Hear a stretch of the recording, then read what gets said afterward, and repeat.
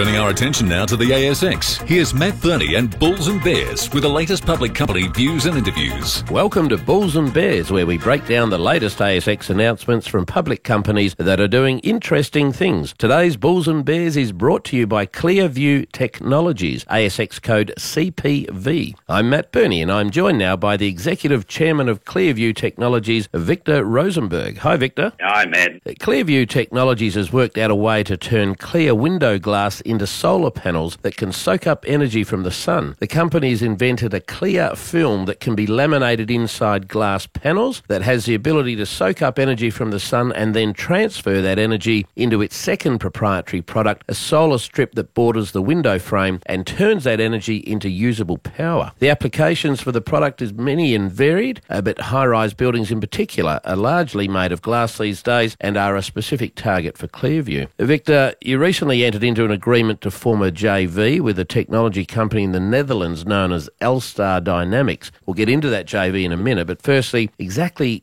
what is the technology that L-Star Dynamics currently has? L-Star Dynamics has a electrophoretic dynamic glazing technology, which is basically a technology that requires the electricity so that it can control the amount of light coming through the window and into the room. And that's why the two together would form a fantastic new product where we provide the power and they have the technology to control the light. Okay, so tell me about this, JV. Are you planning to develop an entirely new class of window? Is that the plan? Yes, we've done a test with them where we've used a small 50 by 50 of our sample and it powered 4 of their windows with their technology. What we need to do is to combine the two technologies together so we'll have a self-powered autonomous window, and that will really be game-changing and actually create a new product category where you do not need the side trays or the expensive wires and electrical people to connect power to the window. We provided within our technology. I also noticed Clearview recently developed both single and double glazed versions of its solar windows. I think the initial product must have been just a triple glazed version, is that right? Yes,